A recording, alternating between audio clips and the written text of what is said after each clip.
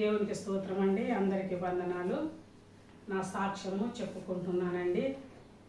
నేను హైందవ స్త్రీనండి. నేను కూడా పూజలు చేసేదాన్ని బాగా. అయితే సువార్తకు పాస్టర్లైనా సిస్టర్లైనా ఎవరు వచ్చినా కూడా కడపత్రాలు ఇచ్చినా కూడా నేను అవి చదవకుండా అందరు దేవుళ్ళు ఒకటేనని కంచెలో అలా పెట్టేసేదాన్ని అండి. ఎప్పుడు చదవలేదు. అయితేను యేసు ప్రభు అమెరికా దేవుడు అని చెప్పినప్పుడు నిజమేనని నేను అనుకున్నానండి. నేను వారంలో 3 రోజులు ఉపవాసం ఉండేదాన్ని అండి. వెంకటేశ్వర స్వామికి శనివారము, సోమవారము శివుడికని, శుక్రవారము కనకదుర్గని పూజలు బాగా చేసేదాన్ని నేను.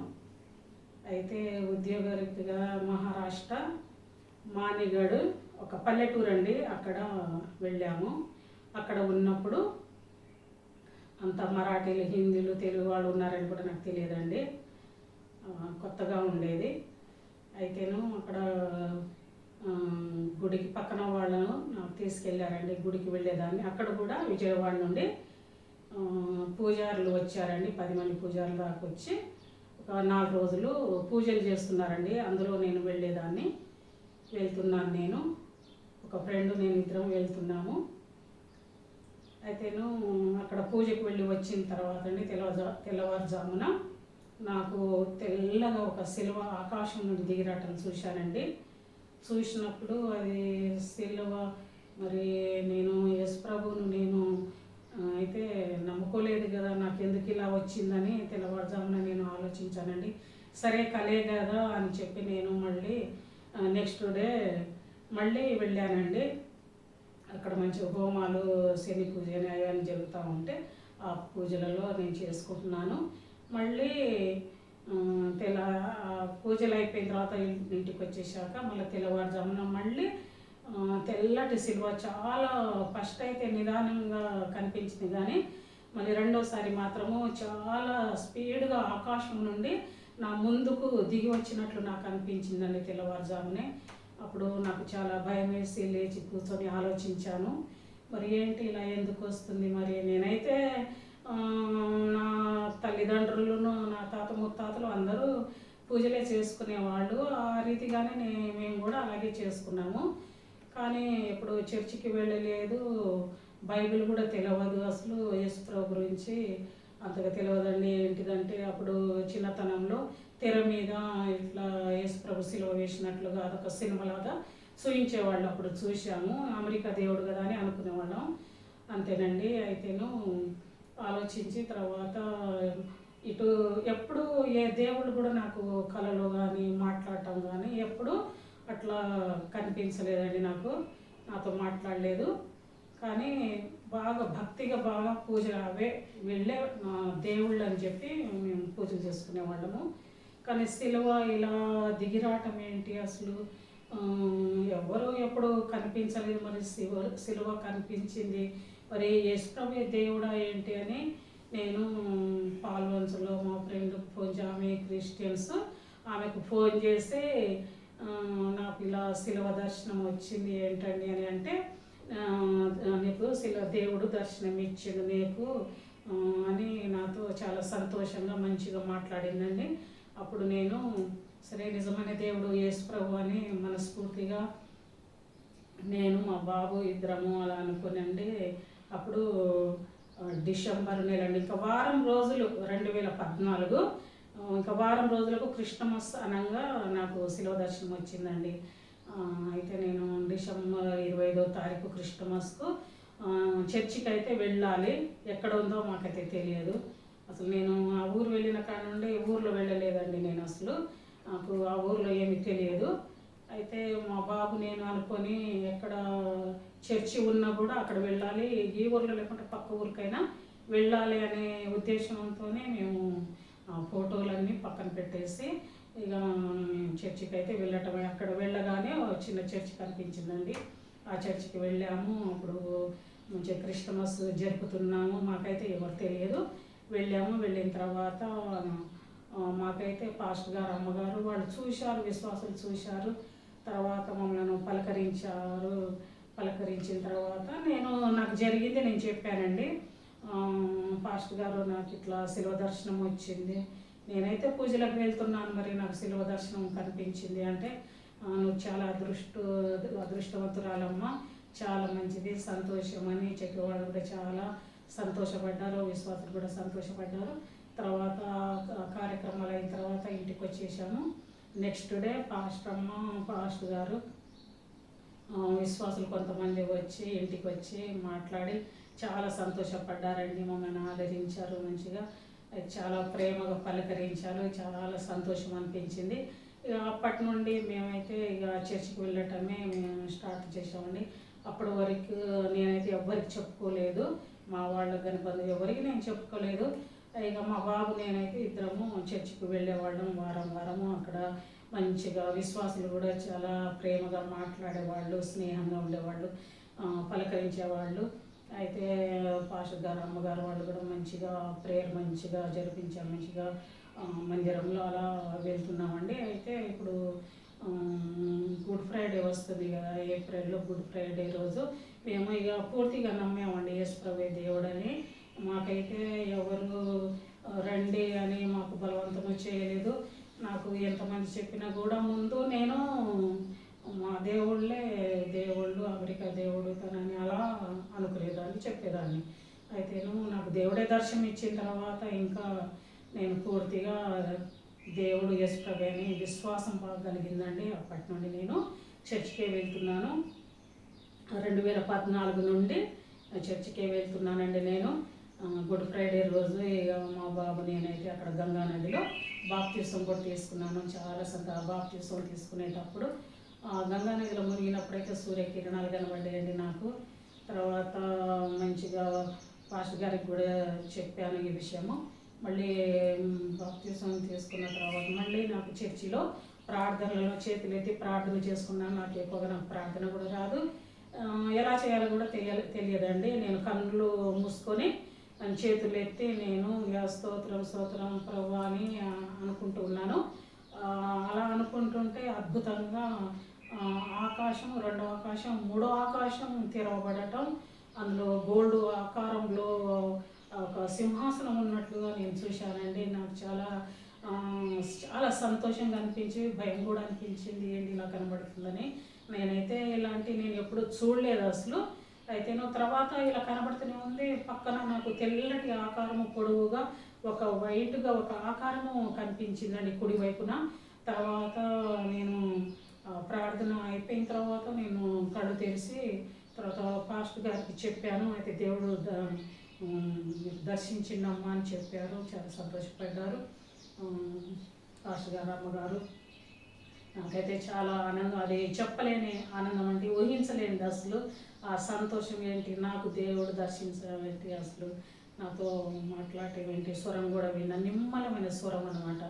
నువ్వు పాట పాడు, నిన్ను ఆశీర్వదిస్తానని పాట పాడని చెప్పారు దేవుడైతే. ఒక స్వరం వినిపించింది నాకు. అయితే నేను చాలా సంతోషపడి, నాకు పాటలు రావప్పుడు అసలు పాటలు అంటేనే తెలియదు. అప్పుడు చిన్నప్పుడు టీచర్స్ కొన్ని పాటలు నేర్పించారు, కానీ అవన్నీ అంత జ్ఞాపకం లేవండి. అయితేను ఇక పాట పాడు అని దేవుడు చెప్పిన కాండి నాకు ఇంట్రెస్ట్ కలిగింది పాటలు నేర్చుకోవాలి అని. చాలా మంచిగా పాటలు పాడుతూ ఉంటాను, చాలా దేవుళ్ళు ప్రార్థన చేసుకుంటూ ఉంటాను. ప్రార్థన నాకు రాదు, దేవుడు నాకు ప్రార్థన నేర్పించారు. ప్రార్థన చేసి వారం తప్పకుండా చర్చికి వెళ్ళి మంచిగా గడుపుకొని ఎంతో సంతోషము, ఆనందం అనిపించింది అసలు. ముందైతే మరి దేవుడిని నమ్ముకోకముందు ఏమైనా కష్టాలు బాగలేదున వస్తే తట్టుకోలేకుండా ఏడవటము అలాంటిది జరిగేదండి. కానీ దేవుని నమ్ముకున్న తర్వాత అయితే ఒక ఓపిక, ధైర్యము, నిరీక్షణ, సంతోషము, సరే ఏది వచ్చినా కూడా నా దేవుడు చూసుకుంటాడు అనేది చాలా, అదొక్కటి విశ్వాసం అన్నమాట. అది నా హృదయంలో ఉండిపోయింది. ఏ బాధ వచ్చినా ఏదొచ్చినా ముందుకు వెళ్ళాలి, వెనకేం చేయకూడదు. దేవుడు అతనే గొప్ప దేవుడు, ఏది వచ్చినా తనే చూసుకుంటాడు అని చెప్పి నేనైతే దృఢంగా నా మనసులో పెట్టుకున్నానండి. అయినా నాకు దేవుడు మంచిగా ఎప్పుడు ఏది నాకు ఏది తక్కువ కాలేదండి. దేవుడే చూసుకున్నాను, మంచిగా చూసుకుని నేను చాలా సంతోషంగా ఉన్నాను.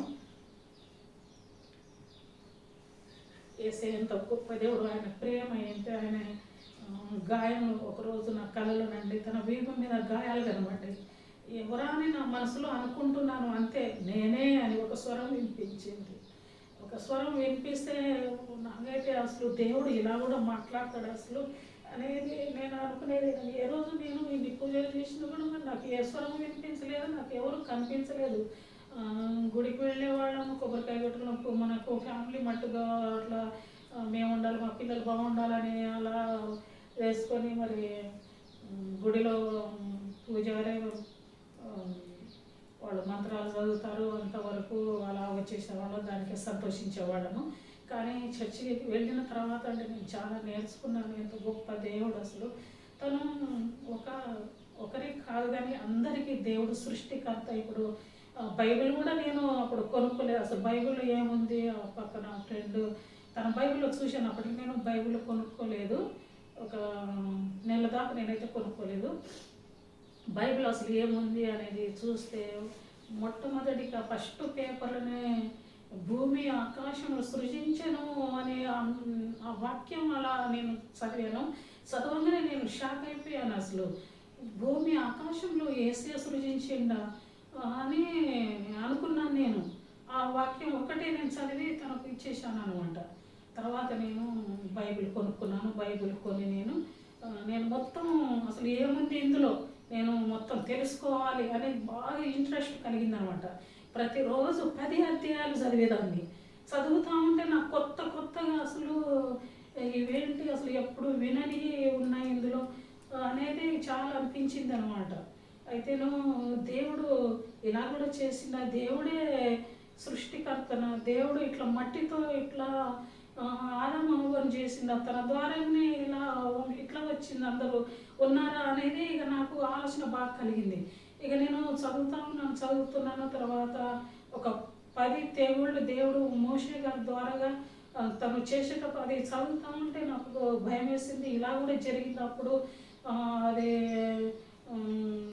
రాజు ముందు ఇట్లా 10 తెగుళ్ళను దేవుడు ఇట్లా ఇజ్రాయెల్ను ఐగుప్తు దేశం నుండి బయటికి రప్పించటానికి దేవుడు ఫరో ముందు 10 అన్ని అద్భుతాలు చేస్తాడనమాట మోషే గారి ద్వారా, అహరోను అన్నదమ్ములు.